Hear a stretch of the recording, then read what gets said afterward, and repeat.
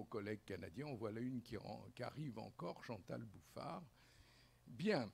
Alors, l'intégrité scientifique dans l'enseignement supérieur.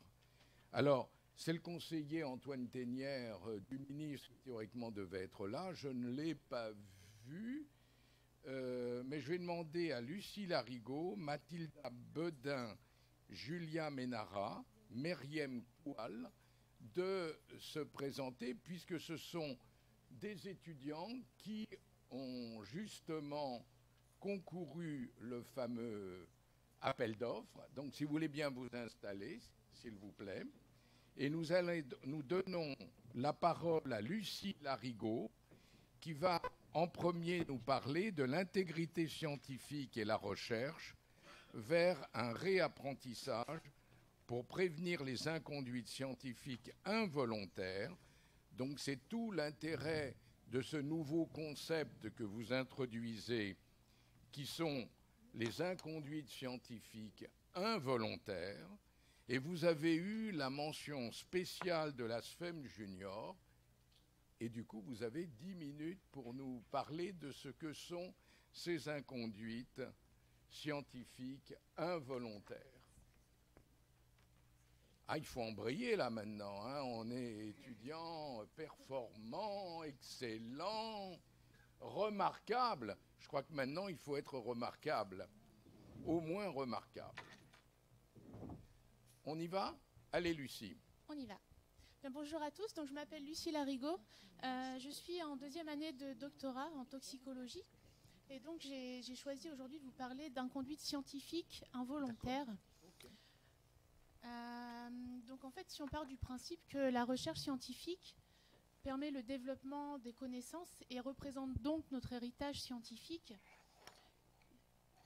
il est donc nécessaire d'avoir des méthodologies strictes qui sont spécifiques à nos disciplines, mais également d'avoir une rigueur et une honnêteté qui seront toutes basées sur une intégrité scientifique irréprochable.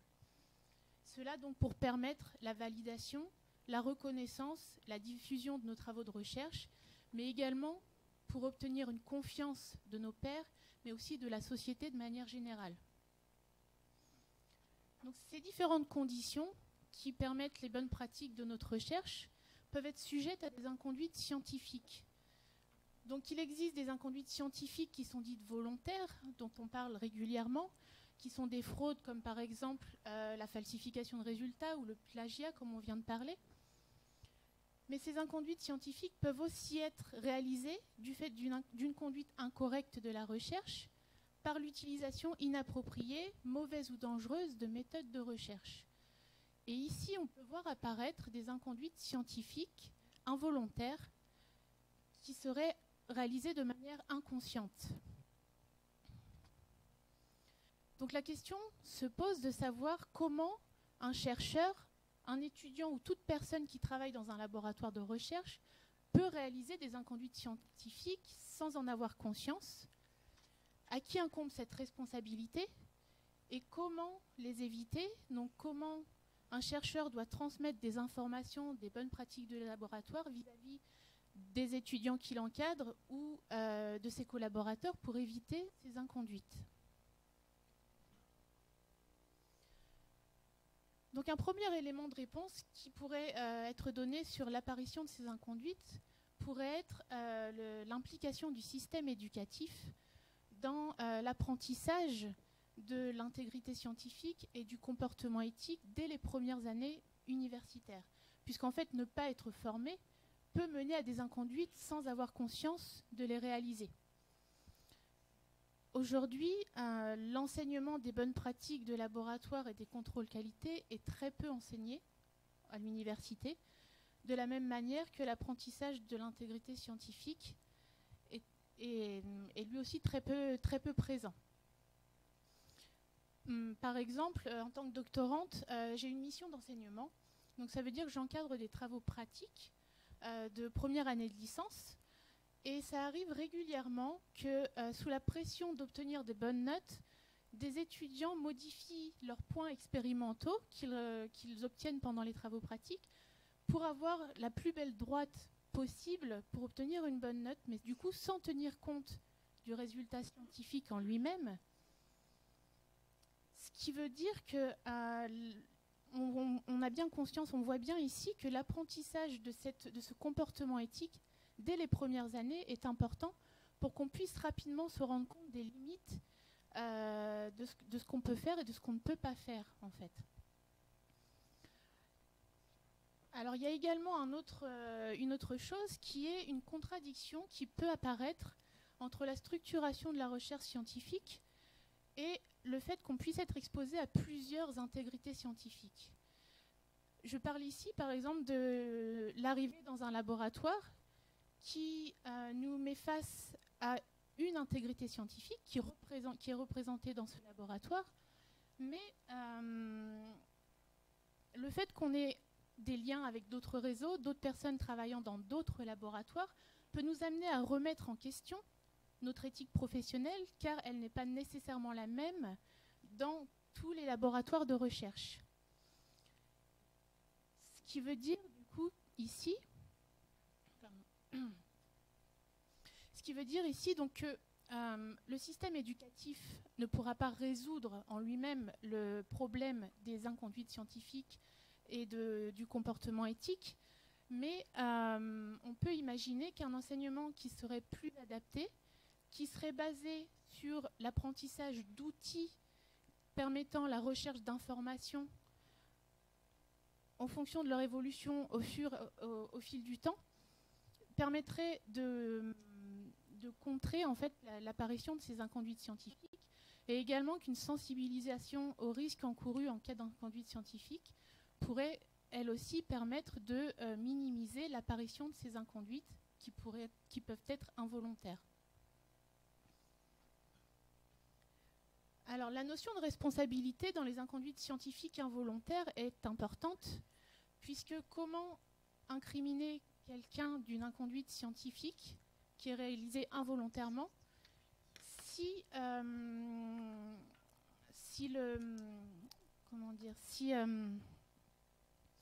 son lieu de travail, si l'université ne fait peu ou pas d'efforts de formation et de sensibilisation à l'intégrité scientifique. Pardon. Dans ce cas-là, est-ce qu'il n'y a pas un rôle, une responsabilité qui serait liée à l'université? Alors effectivement, si l'université met en place différents apprentissages, différents enseignements, dans ce cas-là, il pourrait éventuellement y avoir une part de responsabilité du chercheur.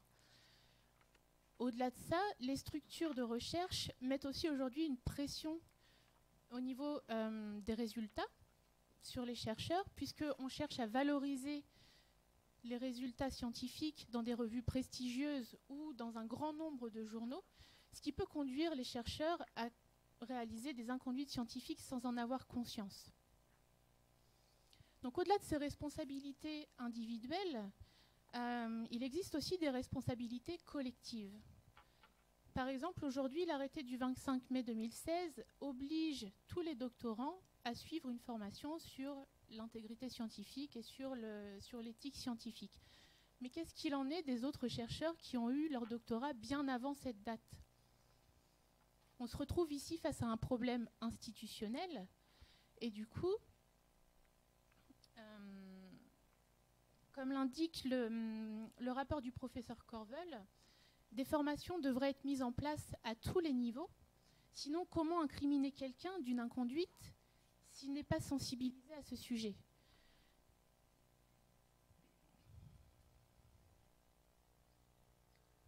Donc pour terminer, pour résumer, pour conclure, comment éviter ces inconduites scientifiques?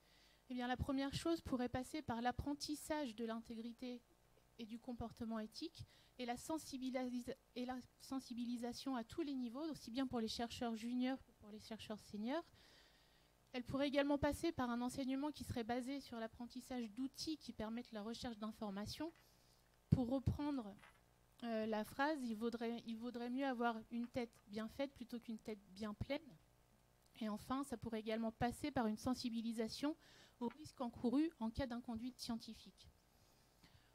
On pourrait également éviter ces inconduites scientifiques inconscientes et involontaires en passant par la promotion de l'évolution des compétences et des connaissances.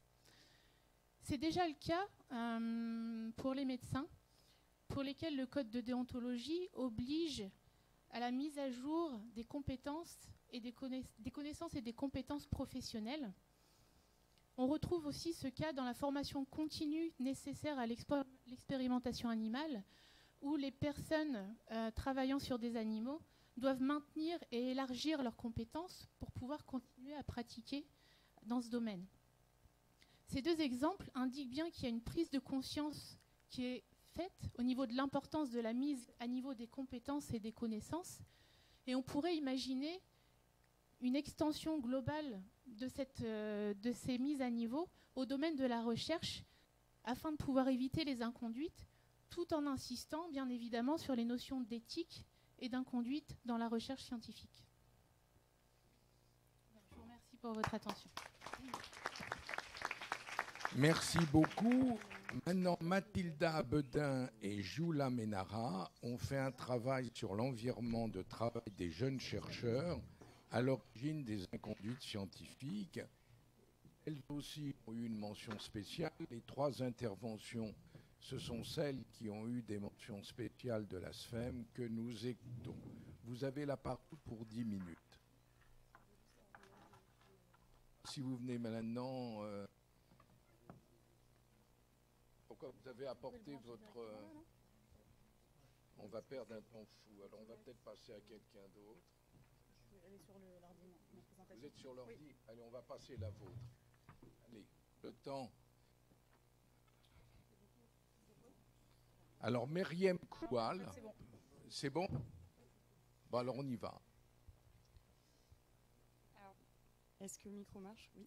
Bonjour à tous. Donc, nous sommes 2 étudiantes en 3e année de thèse à l'Institut Imagine, Julia et moi-même, Mathilda.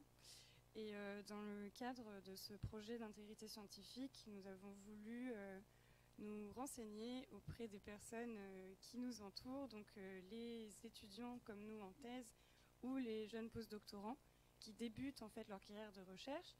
Nous avons voulu récupérer en fait directement leurs témoignages et pour cela nous avons effectué un sondage qui a été envoyé via les réseaux sociaux et les écoles doctorales parisiennes que nous connaissons et les instituts de recherche aussi que nous avons côtoyés toutes les deux lors de notre cursus même précédemment en master. Et nous avons fait cela dans l'objectif d'évaluer en fait l'impact de la pression ressentie dans le milieu de la recherche, c'est-à-dire l'environnement du jeune chercheur, que ce soit à travers l'encadrement par son directeur de thèse ou chef de laboratoire, mais aussi comment est-ce que la personne perçoit l'impact et l'utilité de son propre travail, si la personne a une bonne image de son travail. Et le dernier point qui est quand même essentiel quand on fait de la recherche scientifique, finalement, c'est la pression vis-à-vis de la publication. C'est vraiment une thématique dont on parle très souvent.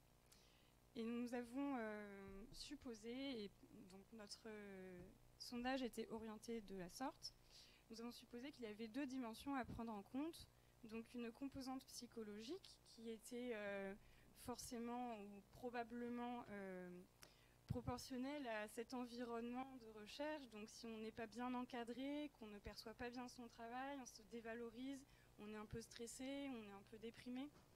Et donc est-ce que cette condition va impacter le comportement du scientifique vis-à-vis de l'intégrité scientifique? Est-ce que quand on est déprimé, finalement, on néglige peut-être son travail, on fait un peu moins attention à comment on organise nos données et où est-ce qu'on les garde? Et donc ça fait déjà une partie de l'intégrité scientifique. Donc le sondage, nous l'avons envoyé un peu partout en Europe. Il a été envoyé ensuite de bouche à oreille. On a reçu plusieurs réponses de différents endroits. On entrera dans les détails. Et au total, nous avons donc eu 482 réponses. Des doctorants, des post-doctorants, mais aussi quelques étudiants en master qui sont déjà impliqués dans des laboratoires. Donc, pour cela, l'organisation du sondage était la suivante. Donc, nous avons d'abord récolté les informations personnelles, à savoir le genre de la personne, son environnement, est-ce qu'il est doctorant ou postdoctorant, etc. Et nous avons aussi intégré dans notre sondage une petite partie questionnaire sur les connaissances sur l'intégrité scientifique, pour vérifier finalement si la personne questionnée sait de quoi nous allons parler par la suite. Et ensuite, nous sommes rentrés dans le vif du sujet, donc analyser les causes principales de ce que nous avons défini comme des troubles psychologiques qui pourraient exister, sans entrer dans des termes médicaux. Et à la fin, nous avons souhaité évaluer donc, les réponses en lien avec la conduite scientifique. Dans l'analyse, ensuite, nous avons défini ce que nous appelons un indice psychologique qui, selon nous, représente cet ensemble, cette condition dans laquelle se trouve le doctorant ou le postdoctorant, s'il est plutôt dans une condition, on va dire, négative ou plutôt positive. Je laisse la parole pour la suite. Merci. Donc, moi, je passe alors aux résultats. Donc, concernant les informations personnelles, on peut voir qu'il y a un léger déséquilibre en faveur des filles. Mais ça, c'est pas étonnant vu qu'on a visé les domaines de la biologie et donc c'est quand même réel en fait qu'en biologie, en général, il y a plus de filles que de garçons. Et par rapport à l'âge, on voit bien qu'on cible, qu'on vise bien ce qui était notre cible, vu que la plupart des répondeurs ont un âge qui est compris entre les 20 et les 26 ans, donc pour la majorité. Par rapport à la nationalité des gens qui ont participé, il y a une très grande variabilité. Bien sûr, la moitié, ce sont des Français et suivis par des Italiens, ce qui vient du biais en fait d'être en France et aussi de nos propres nationalités. Moi, je suis italienne, vous pouvez peut-être entendre mon accent. Mais il y a quand même une très forte variabilité des nationalités et pas que des Européennes. Il y a aussi des Asiatiques, des Américains, aussi des Australiens qui ont répondu à notre sondage. Donc, c'est très, très varié. Ensuite, on a voulu aussi voir dans quel pays les gens habitaient. Donc, encore une fois, la plupart est représentée par la France, suivie par Italie et Suisse. Mais on a quand même réussi à répondre notre sondage dehors de l'Europe, même si en faible partie, parce qu'un 10% des répondeurs habitent dans d'autres continents. Donc c'est quand même pas négligeable. Après, comme Mathilda avait déjà dit au début, on a divisé notre échantillonnage en différents postes de travail. Donc, on a bien fait attention aussi à diviser et faire la différence entre la première, deuxième, quatrième année de thèse, par exemple.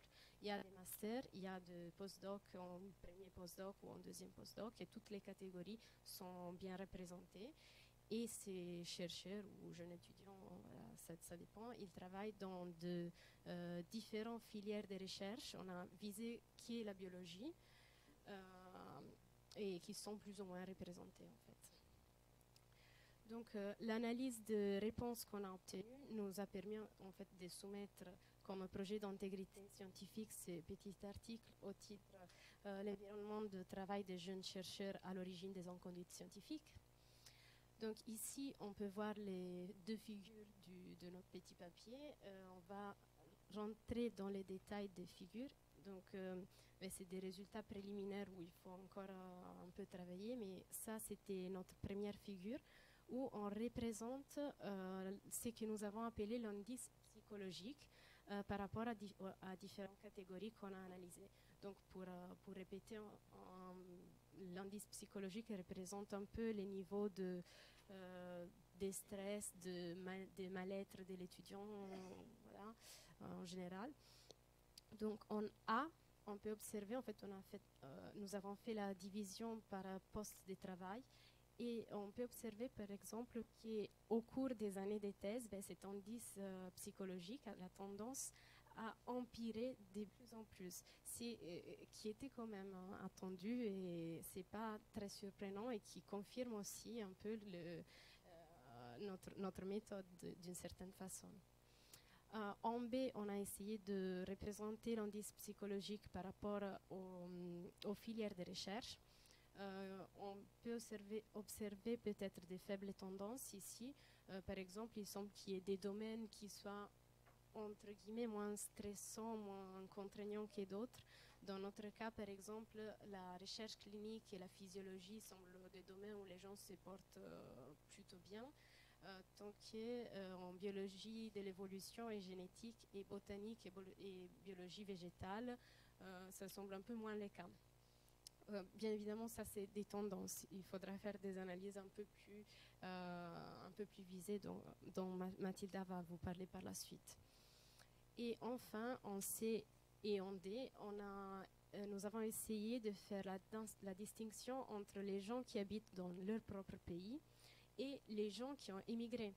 Donc, ce qui est quand même intéressant, c'est qu'on peut voir un indice psychologique augmenté, donc des gens qui se portent un peu moins bien quand les gens sont sortis de leur pays. Ce qui est pas surprenant parce que ça ajoute un stress complémentaire en fait à ce qui est la recherche en soi, parce qu'on change aussi tout l'environnement. Donc, dans la deuxième figure, on a observé des corrélations. Alors, j'essaie de ne pas vous perdre ici, mais par exemple, il y a une corrélation quand en fait les points forment une droite avec une pente en général, et on a ce qu'on appelle les R-square assez élevés. C'est le cas par exemple en B. Si vous regardez en B, on corrèle l'indice psychologique avec la qualité du travail. En général, donc, les gens qui ont un score élevé dans la qualité de leur travail, donc qui sont bien satisfaits, qui aiment bien et qui sont très motivés, donc qui ont des valeurs plus vers les 4, 5, on va dire, ils ont un indice psychologique qui corrèle bien, donc ce sont aussi les gens qui sont mieux psychologiquement et inversement. On a trouvé par exemple une autre bonne corrélation en G, donc où on a comparé l'intégrité dans les cas de l'encadrement avec la qualité de l'encadrant. C'est-à-dire, quand on a un bon encadrant, donc on est satisfait de son encadrant, il est présent, il est bien, on a une relation positive avec notre encadrant. Ça va aussi ensemble avec l'effet que l'encadrant aide l'étudiant dans la partie d'intégrité, donc il est quand même un exemple, une guide pour l'étudiant, et il vérifie qu'il se comporte bien dans ce qui est l'intégrité scientifique. Il y avait d'autres cas, comme par exemple en H ou en I, où il n'y avait pas ce type de corrélation. Donc vous voyez, les points, ils n'ont pas du tout une tendance à être corrélés. Donc juste pour faire un exemple, en H, l'intégrité... Ouais. Voilà. Donc je laisse la parole, je dis juste qu'il n'y a pas de corrélation. Donc comme vous avez vu, on a fait déjà quelques analyses préliminaires, mais on a appris qu'il y avait des méthodes beaucoup plus rigoureuses pour analyser toutes ces données. Et donc sans entrer dans les détails, il faudrait qu'on vérifie déjà la qualité des données qu'on a récupérées, à savoir si notre échantillon est bien représentatif de la population globale de ces jeunes chercheurs qu'on a décrits. Et par la suite, pour mettre en évidence des corrélations, il y a donc des méthodes statistiques beaucoup plus adaptées, dont vous avez certainement entendu parler dans le domaine de la biologie, par exemple pour l'analyse en composantes principales ou les heatmaps, des choses que vous avez peut-être entendues pour les analyses de RNA-seq, si ça vous parle. Et en dernier lieu, on pourrait faire un apprentissage supervisé pour voir aussi si en informatique, on arrive à reconnaître les tendances, si notre script décrypte, arrive à reconnaître les tendances et en faire retrouver et classifier en fait par catégorie les individus de notre groupe, de notre échantillon. Et donc pour conclure, j'aimerais dire que ça a été très très enrichissant de travailler sur ce projet parce qu'on a eu des retours d'énormément d'étudiants de différents pays. On a eu des commentaires, on avait laissé une section commentaires. Beaucoup d'entre eux, dont peut-être certains sont dans la salle aujourd'hui, nous ont remerciés pour ce travail parce que ça leur a fait prendre conscience d'un problème qui est réel. On est très souvent finalement confronté à l'intégrité scientifique dans le cadre des formations obligatoires, mais dans le laboratoire, c'est vrai qu'on suit ce qui est fait d'habitude, comme une sorte de tradition orale transmise, mais on ne sait pas vraiment quelles sont les règles. Et donc, je pense, et on pense toutes les deux, qu'il y a beaucoup de choses à améliorer là-dessus, tout en gardant en tête qu'il ne faut pas que ce soit trop contraignant pour le chercheur, parce que si c'est des formations très prenantes, ça peut être mal perçu et justement être une contrainte, et donc enclencher au contraire un rejet. Donc, voilà, je pense que ce travail a été très utile pour les personnes qui ont répondu aussi au sondage. Et merci à tous pour votre attention. Alors la dernière, Myriam Koual, qui elle a fait un travail sur les formations à l'intégrité scientifique au sein des écoles doctorales françaises.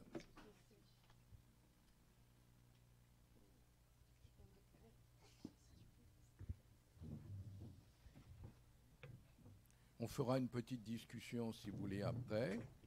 Vous aurez ensuite 1h30 à peu près pour aller déjeuner. Le déjeuner est libre et on se retrouvera à 14h30. Je vous demande d'être là à l'heure. Ça sera important. Le sénateur Hurier dit qu'on fermera les portes. Vous voyez, comme quoi il y a des personnes plus dures et exigeantes que moi-même. Mais soyez là à 14h30. Myriam, vous avez la parole. Je vous remercie pour l'invitation. Donc, moi, je m'appelle Myriam Koual, je suis médecin, chirurgien de formation et en 3e année de doctorat en biologie cellulaire à l'unité INSERM 1124. Et donc j'ai réalisé dans le cadre de cet appel d'offres sur l'intégrité scientifique un petit sondage également, mais auprès des écoles doctorales pour voir quelle était l'offre de formation disponible. Donc c'est un peu un état des lieux en 2018 de la formation à l'intégrité scientifique au sein des écoles doctorales. Donc je vais aller très vite sur le cadre légal parce qu'on en a beaucoup parlé.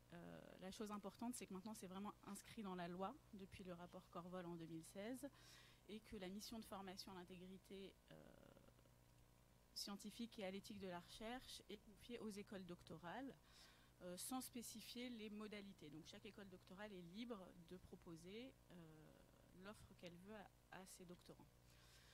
Donc la principale question était de savoir est-ce que ces doctorants en France en 2018 bénéficient bien de cette formation et quelles sont les conditions. Donc j'ai envoyé un sondage en août avec un rappel en septembre à toutes les écoles doctorales, donc via une liste en fait des écoles doctorales et les mails qui étaient disponibles sur le site datagouv.fr, donc c'était assez simple à trouver. Et j'ai envoyé un questionnaire assez simple aussi de 6 questions qui était: existe-t-il une formation spécifique à l'intégrité scientifique au sein de votre école doctorale? Si cette formation existe, sous quelle forme se présente-t-elle? Est-elle obligatoire? Quel est le volume horaire proposé? Et y a-t-il des évolutions en cours dans le cadre de cette formation? Et ils avaient également une plage où ils pouvaient mettre des commentaires libres. Donc j'ai obtenu 77 réponses, dont 55 qui étaient exploitables, donc en enlevant les personnes, les écoles doctorales qui m'avaient répondu plusieurs fois. Parmi ces 55 réponses analysées, 9 étaient formulées au nom de collèges des écoles doctorales, donc qui regroupaient plusieurs écoles doctorales par ville ou par région. Donc là, vous avez le détail. Par exemple, à Bordeaux, j'ai reçu une seule réponse, mais pour 8 écoles doctorales. À Toulouse, une seule réponse, mais au nom du collège pour 15 écoles doctorales. Ce qui représentait au total 153 écoles doctorales sur 273 répertoriées, donc 56% de réponses, ce qui est ce qui était pour moi très satisfaisant. Vous avez sur la carte la répartition géographique. En fait, ça représente... on a l'impression qu'il y a des inégalités territoriales, mais ça se recoupe complètement avec les écoles doctorales disponibles sur le territoire.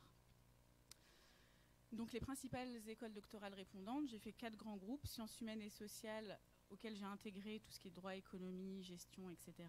Tout ce qui est sciences technologiques, biologie, santé, et les écoles doctorales multidisciplinaires. Donc j'avais une répartition à peu près un tiers, et 11% d'écoles multidisciplinaires.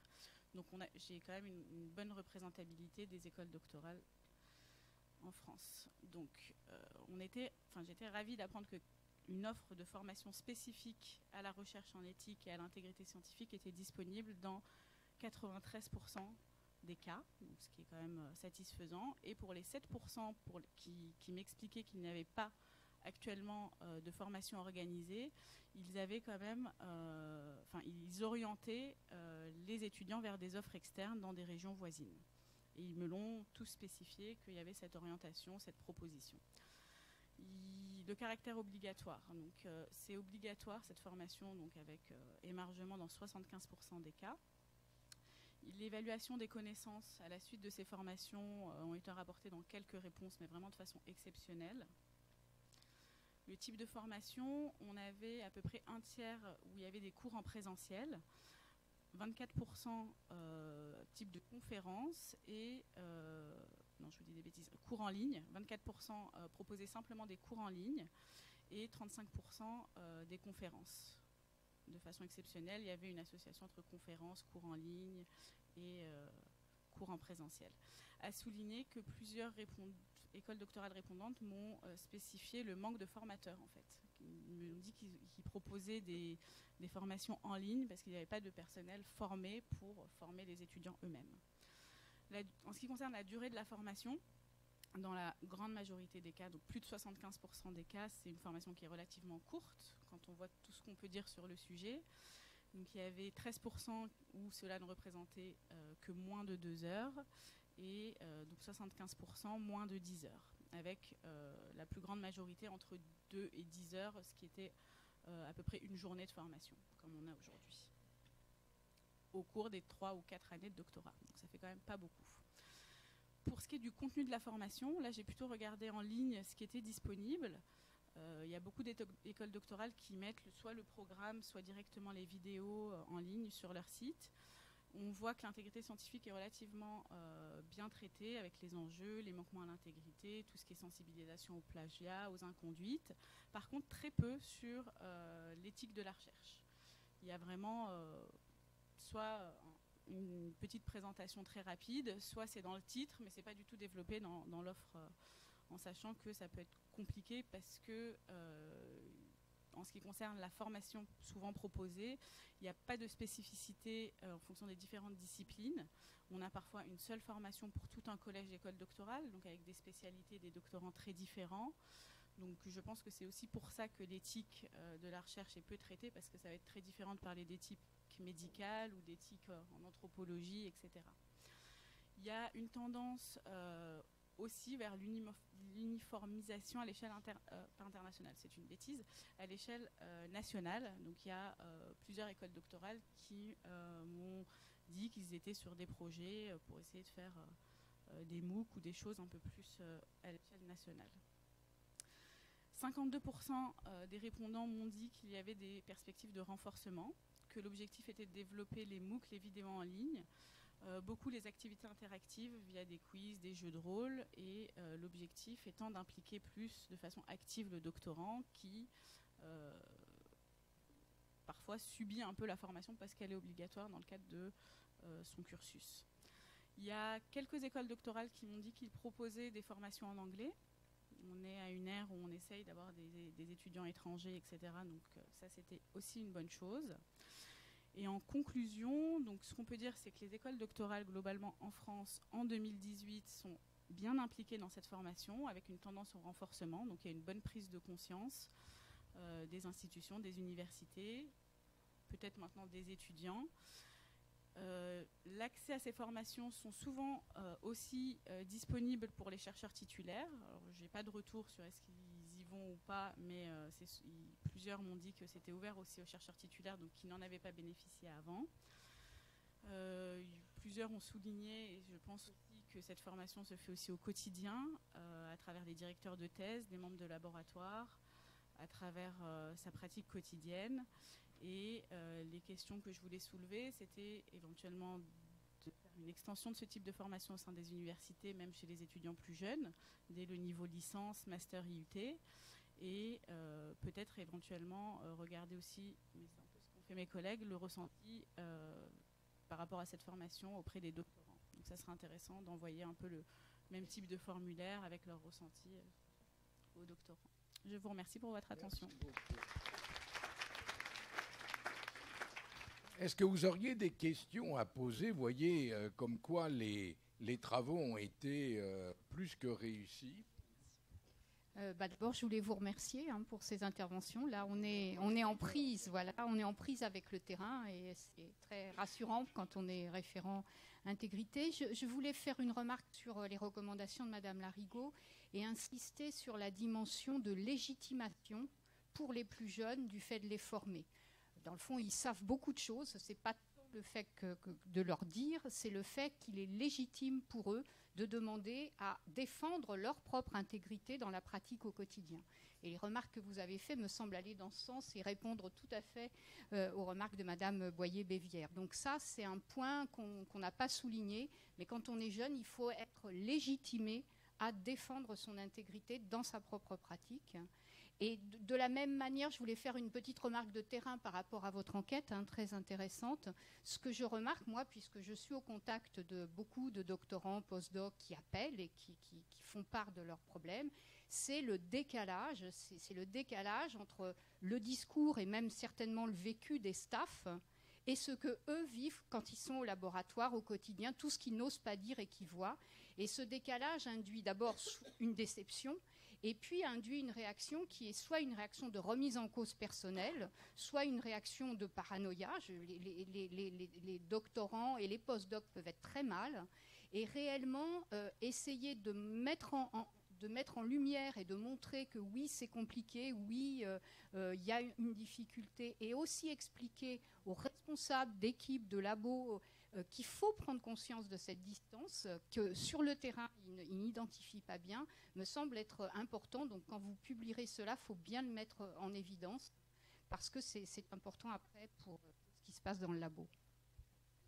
Cette remarque est d'autant plus importante que par des travaux qui ont été faits de master dans le cadre de la formation doctorale d'éthique médicale, Mathieu Piccoli avec en particulier son master, et des travaux, je te regarde parce que tu es le représentant, un des représentants des internes en France, eh bien, voient exactement le même problème par rapport à l'éthique. C'est-à-dire qu'ils ont des enseignements d'éthique, ils ont un certain nombre de principes qui leur sont présentés, un certain nombre de comportements, voire quelquefois même de normes, et quand ils se retrouvent dans les différents services hospitaliers, ils développent dans ce cas-là alors c'est comme ça que vous avez dit dans ce master de Mathieu Piccoli, un malaise jusqu'à un burn-out syndrome, parce que en plus de la manière dont ils sont amenés à faire des tâches, en dehors, comment dire, des principes éthiques qui leur sont donnés en fait à l'université,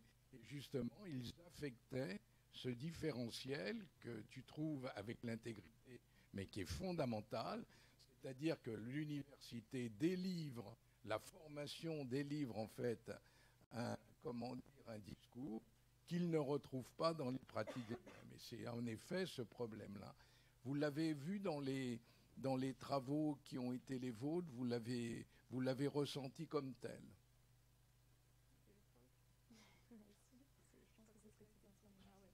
Non, juste, ça marche? Ok. C'est un peu aussi quand je faisais la corrélation entre l'intégrité et la qualité de l'encadrant, etc. C'est un peu le problème en fait quand on a d'en parler en fait, quand on va mal, etc.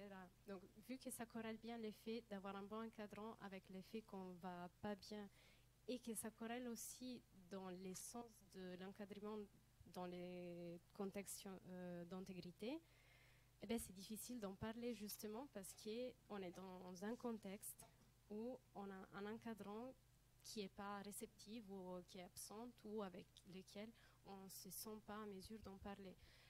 Après, dans notre école doctorale, et je pense que c'est le cas un peu partout, il y a des comités de suivi qui sont mis en place justement pour fournir aux doctorants un soutien supplémentaire. Mais parfois, ils ne marchent pas trop bien non plus parce que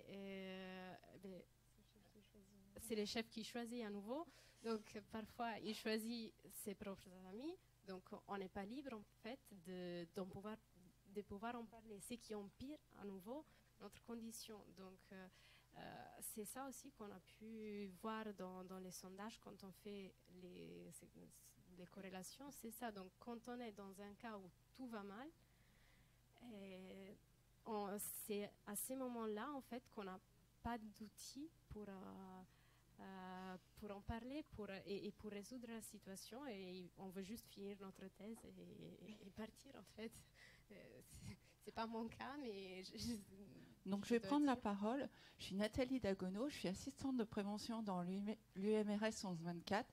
Et je voulais dire que je suis assistante de prévention et que l'assistante de prévention est la personne qui assure le relais entre le monde du laboratoire et les tutelles. Et que notre rôle est d'assurer le bien-être au laboratoire.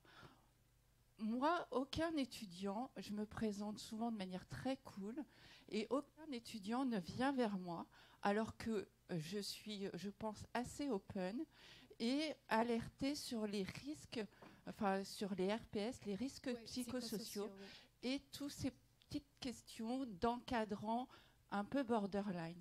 Et honnêtement, enfin, allez voir vos assistants de prévention. Souvent, ce sont des gens qui sont open. Moi, je suis très intéressée de savoir ce que vous avez diffusé comme sondage.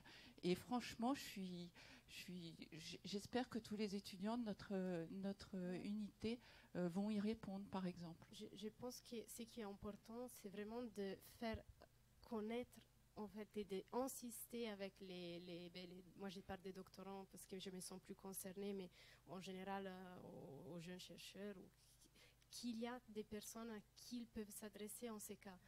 Et ça, parfois, et surtout dans les cas quand les choses se passent mal, en fait, on n'y pense même pas parfois. Vous êtes à Paris-Descartes, je suppose. Oui, vous trouvez où exactement? Au 2e étage. Et vous occupez de toute l'université comme assistante Ah, et est-ce qu'il y a dans toutes les unités, autres que 11-24, est-ce qu'il y a... C'est obligatoire. Ce qui veut dire qu'il y a des assistants de prévention qui doivent être mieux connus, déjà que vous sachiez qu'ils existent, de les repérer, d'autant plus s'ils sont open, comme vous dites, ils sont open. Moi, je vous trouve très open, donc c'est excellent. Donc... Non, mais c'est important parce que visiblement, là, vous êtes sûrement en rapport avec les référents, dès lors que ça déborde un certain nombre de normes que vous estimez. Dans ce cas-là, vous avez une possibilité en toute confidentialité, ce qu'on a dit tout à l'heure, de manière à... Si je peux ajouter quelque chose, donc par exemple, nous, toutes les deux, on est à l'Institut Imagine, donc on est dans un institut qui est décentralisé par rapport à l'université.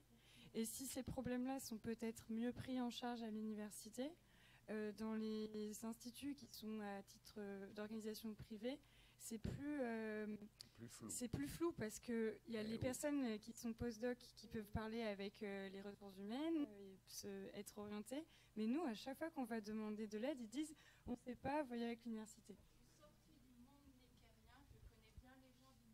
Elle est sortie du monde néquérien, vous vous rendez compte ? Je connais votre pression et c'est vrai que c'est important de savoir vous tourner vers des gens qui ont ce rôle d'assistant de prévention. Voilà. Plus on est dans un centre d'excellence et plus les exigences sont réelles. Au moins, c'est intéressant. Chacun son tour. Oui, rapidement, vraiment, chapeau. C'est très, très intéressant ce que vous avez fait. Et à la fois... Ah, mais on le lui fera savoir. Mais franchement, au niveau, je pense du réseau des référents, au niveau de l'office, moi, je veux rester en contact avec vous pour voir comment on peut prolonger tout ça. Moi, je suis psychologue de discipline d'origine. J'avais juste envie d'avoir un peu plus d'infos sur justement ce que vous appelez le Psychological Index, parce que ça peut être complexe. Et du coup un peu réducteur. Enfin, le risque, ça serait d'être réducteur, parce que en matière de stress, et c'est vrai que moi je m'étais intéressée à ça, j'enseignais stress et doctorat auprès des doctorants, outre l'intégrité scientifique, mais il n'y a pas beaucoup d'études françaises sur stress et doctorat. Il y en a quelques-unes, et qui englobent justement d'autres disciplines ou d'autres domaines que les sciences du vivant. Et on voit qu'il y a des différences entre les disciplines, et qu'il y a des différences aussi entre les modes de financement. Parce que ça, c'est un point vraiment très, très important. Mais je voulais juste dire que s'il y a davantage, si pratiquement une formation à l'intégrité scientifique dans tous les établissements, c'est parce qu'il y a eu effectivement, les choses ont changé depuis 2016, et puis c'est parce que les référents intégrité ont fait un travail vraiment très très important d'implémentation et de suivi de ces formations. Et il y a quelques exemples, je ne sais pas s'ils sont généralisés, mais je pense au travail que fait Catherine Tessier à l'ONERA, où elle fonctionne avec un binôme, c'est-à-dire elle fait aussi de la formation de formateurs pour répondre à la question de la pénurie des formateurs, parce qu'effectivement, je ne suis pas sûre que les seniors viennent beaucoup en fait dans ces formations, et il y aurait matière à sensibiliser les candidats à l'HDR. Voilà. Il y a un autre exemple aussi de mise en situation. Alors, il y a un MOOC éthique sur Bordeaux, sur Lyon 2, mais il y a un Serious Game par Bordeaux qui vient d'être mis en place. Donc des mises en situation face à des dilemmes éthiques, d'intégrité. Il y a des choses comme ça. Mais vraiment, félicitations. Bravo. Alors, juste une réflexion. À la fin, pour la dernière intervention, vous vous posez la question de savoir s'il ne faudrait pas étendre le type de formation au niveau de la licence, du master, des IUT et tout. Et en fait, je crois qu'il serait même important d'envisager ça au niveau des petites classes, c'est-à-dire dès le collège.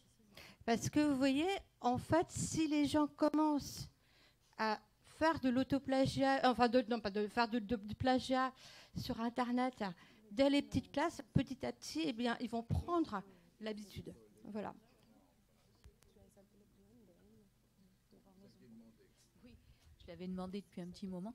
C'est vrai, comme disait ma collègue là-bas, on est rarement sollicité. Je suis donc le référent intégrité. Et la confidentialité est quelque chose d'extrêmement important. Et c'est vrai que n'importe qui peut nous contacter pour demander de l'aide, pour avoir un conseil. Si ce n'est pas une question d'intégrité, mais de problème de personnel, je pourrais vous diriger vers le médiateur. On peut en discuter. Et c'est vrai que je pense que souvent, il y a un manque de communication entre les gens qui sont dans le mal-être et les gens qui pourraient répondre aux questions. Et il ne faut pas hésiter. Et il y a des attitudes, oui. Oui. De manière à ce qu'il y ait la reconnaissance, parce qu'on sait que d'autant plus une personne est victime, elle risque de se renfermer quelquefois. Exactement. Éventuellement même de culpabiliser et de croire, puisqu'on lui dit que vraiment elle n'est pas une très bonne chercheuse, qu'elle n'est peut-être pas faite pour ça, etc., etc. Ce qui est le début du harcèlement moral, mais on a bien dit qu'on ferait quelque chose sur le harcèlement moral un de ces jours, d'autant plus qu'on a celle qui l'a décrit il y a 30 ans dans ce laboratoire d'éthique médicale, il y a 30 ans, comment s'appelle-t-elle, Marie-France Irigoyen, et donc qui viendra et qui au niveau international fait des recherches justement sur le harcèlement moral. Oui, je voulais juste dire qu'effectivement, on déplore toujours, quoique il y en a de plus en plus qui nous contactent, et on insiste énormément sur la confidentialité, comme a dit Catherine, c'est fondamental. Mais en fait, il y a un sentiment de déloyauté de la part de la personne qui est en difficulté du fait de demander qu'on l'aide. Et donc on est dans une forme de cercle vicieux, et c'est pour ça qu'il faut un peu d'éducation très vite pour dire non, c'est légitime de se poser des questions. Bien sûr, à être en difficulté est quelque chose qui peut arriver à tout le monde, enfin, etc. C'est vraiment le démarrage là qui coince, quoi. On va dire comme madame, nous sommes open. Voilà, il faut être open. Monsieur le sénateur et cher ami. Je ne sais pas si je suis open. Mais je voulais d'abord apporter mes félicitations aux intervenantes, mais également leur demander d'exclure durablement, définitivement, le concept même d'éthique de la recherche. Il n'y a pas une éthique de la recherche. Il y a une éthique avec les 4 principes fondamentaux que je ne veux pas rappeler maintenant. En revanche, il y a des interrogations, des questionnements éthiques qui concernent l'objet de la recherche. Ce n'est pas du tout la même chose. Et on vous a senti à plusieurs reprises empêtré dans cette dualité de langage. Malgré tous les efforts que j'ai contribué à faire, il reste encore... On maintient un concept qui n'a aucune raison d'être. Bon, entendons-nous bien, les atteintes à l'intégrité ne sont pas dans les valeurs éthiques. C'est une valeur en elle-même. C'est une approche tuer, c'est mâche. J'arriverai, oui, j'ai faim. Tuer, c'est mal. Voler, c'est mal. En revanche, s'il y a un questionnement éthique sur le devenir de l'embryon humain ou la fin de vie, on est dans un questionnement. Alors, je voulais également donner quand même quelques références de calendrier. En effet, ça ne fait que moins de 10 ans qu'on parle en France de l'intégrité scientifique. On en parlait peu, d'ailleurs, dans d'autres pays, mais en France, il n'y avait rien. Alors, il y a eu, d'une part, un rapport qui avait été confié à Jean-Pierre Alix par le ministère de la Recherche de l'époque, et chose curieuse, oui, et chose curieuse, ce rapport qui a été très consistant, personne n'a jamais entendu parler, on n'a même pas retrouvé dans les tiroirs du ministère.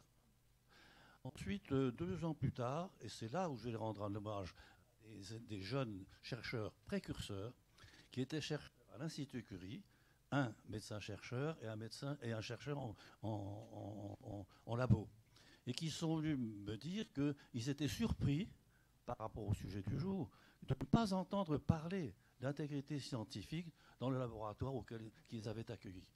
Et c'est à cette occasion que l'Institut Curie a pris l'initiative de la première rencontre. D'ailleurs, tout le monde l'a oublié, et je ne fais rien pour le rappeler, sauf aujourd'hui. Mais qui a fait ce séminaire, assez confidentiel d'ailleurs, avec quand même des autorités dont le parrainage aurait pu permettre à cette question d'apparaître plus tôt, puisqu'il y avait Claude Gagneret, il y avait Cédric Villani, dont on continue de parler à l'instant, Axel Kahn, Michel Hatchwell, et également le président du Comité international de bioéthique de l'UNESCO. Ça avait quand même du beau monde. Et bien ensuite, on n'en a plus parlé. Et il y a eu le déni jusqu'à ces derniers temps où, avec tout ce travail qui a été synthétisé par Pierre Corvol, on a vu. Et la prise de position du secrétaire d'État à la recherche, de Thierry Mandon, qui a été le premier à faire sortir dans le public, comme un vrai problème, le problème de l'intégrité scientifique. Alors, je voulais quand même rendre hommage à ces précurseurs, et puis vous rendre hommage à vous, qui êtes finalement les héritiers de ces chercheurs, prophètes, et en sachant que maintenant, même si c'est difficile, le concept même d'intégrité scientifique retient non seulement l'intérêt de beaucoup, mais exprime aussi beaucoup l'inquiétude d'un grand nombre.